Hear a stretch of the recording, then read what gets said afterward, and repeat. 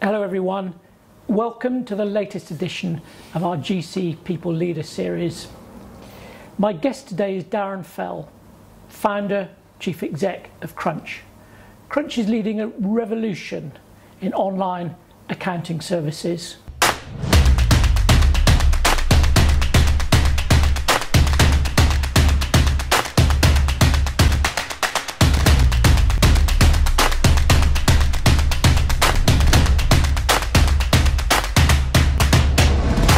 Welcome, Darren. Thank you. Now, you completed the GC Index. Thank you for doing that. I did. You have a very strong game changer, polisher profile. Yes.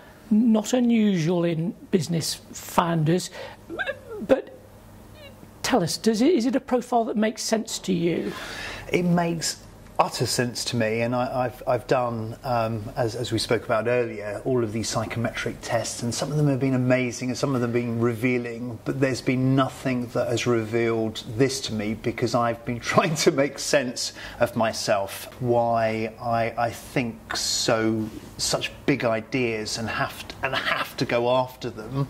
And it also makes so much sense in why I stick with ideas, and I tend to do one idea at a time and go after each little component and keep tuning and tuning and tuning to create this amazing before thing. We get into Crunch and think about how these proclivities have shaped your success and your approach to leadership, just give us a taster of early life creativity, because you were describing to me earlier how you probably recognised earlier on that you might think a little bit differently to many folk around you.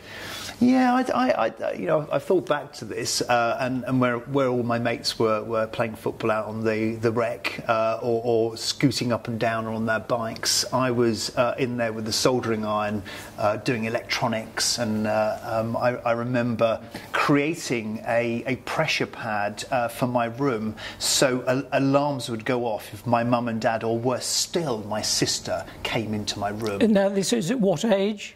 I think I must have been 8, 9, 10, somewhere that sort of area. So consistent with game changers, there were possibilities that you wanted to play with. Absolutely, I wanted to create, and I think that's been the underlying thing with me. I just love creating stuff.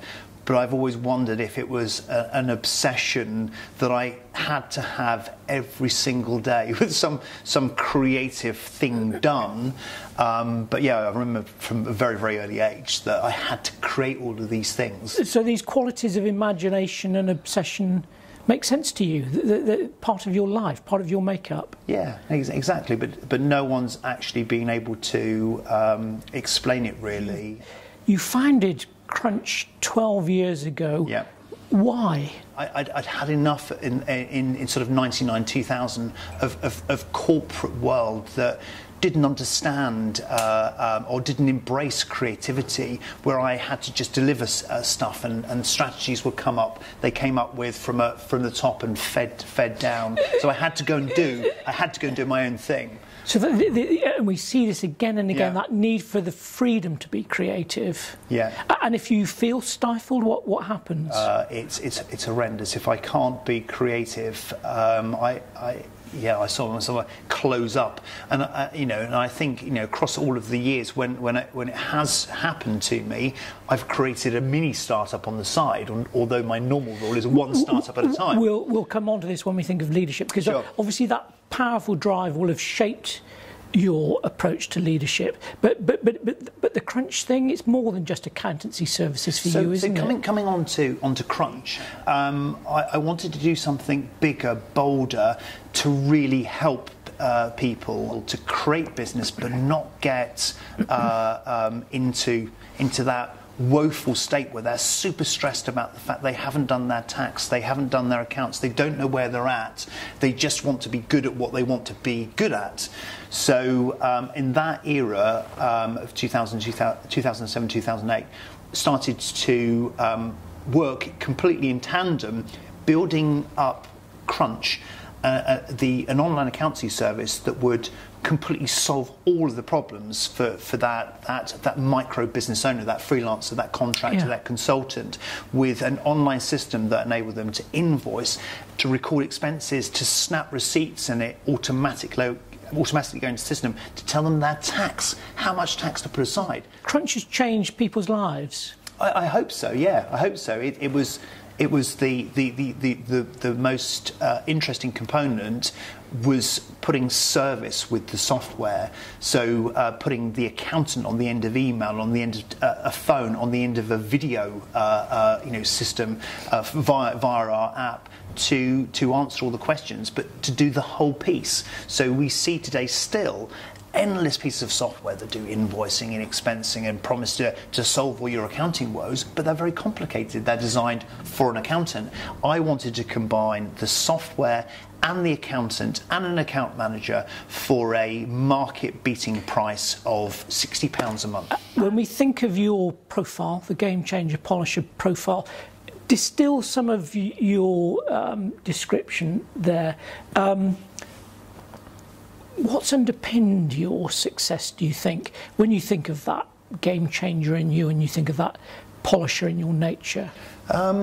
It's almost obsessive need to go and do that thing, so at all costs. And that's what that was ticking away in the back of my head, all costs. But the cost was often me, my cost, the cost of my mental well-being. So I agreed with the board of Pure 360 to sell, and I took a £700,000 discount. It's a ridiculous amount of money just to walk away with £1 million in cash, so I could put all the money on the table, or a lot of the money on the table, to make this dream happen and go and disrupt what I always termed then a dusty, boring old world of accountancy. And just thinking about you as CEO, give us a flavour of that, because my understanding is that's not a role that's always sat comfortably with you.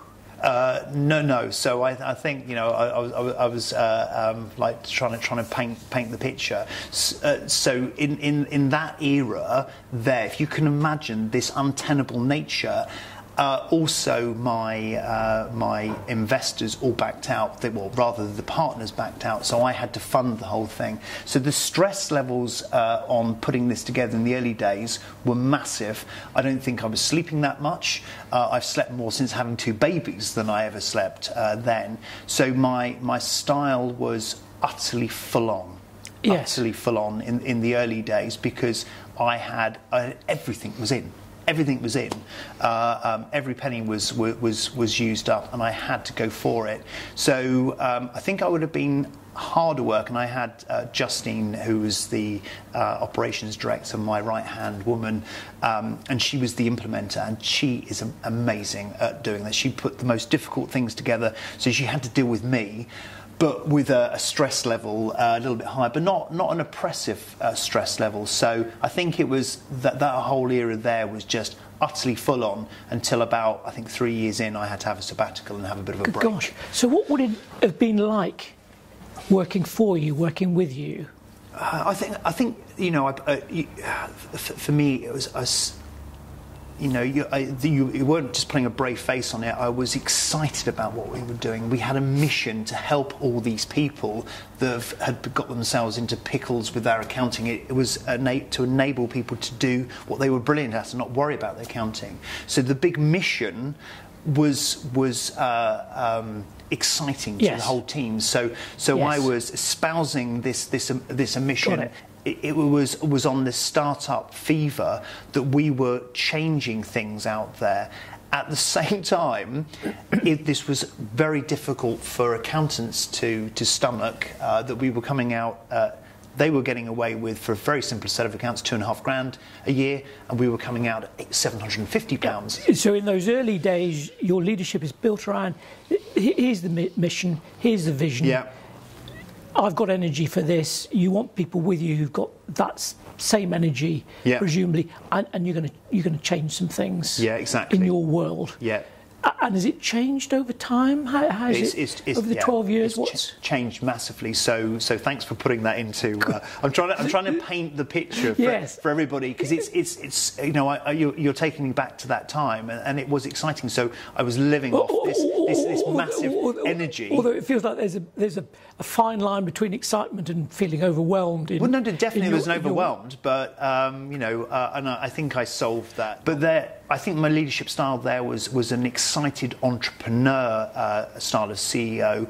And over the years, I've learned so much with coaching, and more recently over the last 2 years, like wellness, things like meditating, using transcendental meditation to come at everything so much at a calmer level, rather than getting obsessed with each little component part, which relates back to my polishing. And the value of that, I can see the value of that for you, but for folk around you, why is that been important? That has been so important, you because sort of managing your obsessive. As you experienced, like as you started asking me questions, I start getting really excited. I would come into meetings and I'd be tangential on a subject, and don't worry about that. Yes. Let's solve it this way, and it would be so out of the world different thinking that you would see written across all the faces, like, what is this guy talking about? So over the years, I've learned masses about myself, and my personal coach would say, imagine that pedal, the accelerator pedal. That's lovely. Be careful with that, and that. I always pin things back to the visuals, so I'm very, very careful now. So the evolution to my leadership style has been massive. So her sort of coaching message would be, it's all very well having these great ideas, but if you aren't connecting, then you're going to have a problem. Yeah. But also delivering it in a gentle way. So don't expect people, even if I do it pictorially, which helps me, and get it all whiteboarded out, they're going to get that in half an hour. They are not. So bit by bit, I'm very, very careful to deliver it and work with people. So jumping right to today, having learned so many lessons about having exec layers and thinking that other people could far better run the business than I have put what is an amazing leadership team of every component into a circle. They work collegially. And returning to the theme of freedom and creativity, that's freed you up to do what? That's freed me up to also feel better about the CEO role as well, in the fact that I can't possibly properly manage 9 people. I can coach them, and that coaching style seems to be working absolutely brilliantly, because I trust. Our team is stunning at all of the aspects that they have, the skill sets, from engineering, like managing a big set of programmers is hard work, an infrastructure expert that's used to Amazon Web Services, all the way around to a people manager, a strategic people manager. These people are brilliant. So when there was other layers there, they were impeded from showing their true capabilities, and I recognised how good they are. So now there's no barriers at all. They can be as fantastic as they actually are. I can put them on any specific training courses they need, and they can deal with problems themselves without having to fire questions up the line into an exec void and not have an answer back forever or ever, which I saw. It killed growth. Adding these other layers in there, we've removed those layers, and the growth has kicked back in, and the excitement has kicked back in. We may want to do a follow-up on that theme, because my guess is our audience will be intrigued by that approach to managing your structure. It's utterly unique. Within the business. I mean, there's many different styles of, you look out there of working and having that full autonomy. It's almost, but I can, with all of the skill sets that I've learned and 20 years of building up these businesses, is like, well, you could do with this, and why don't you do that, and tell me the churn figure. Well, why don't I help invest in a new help system for you, so the clients don't keep calling in complaining to the account manager. They can read about this, all the things they need to know about on this amazing new help system.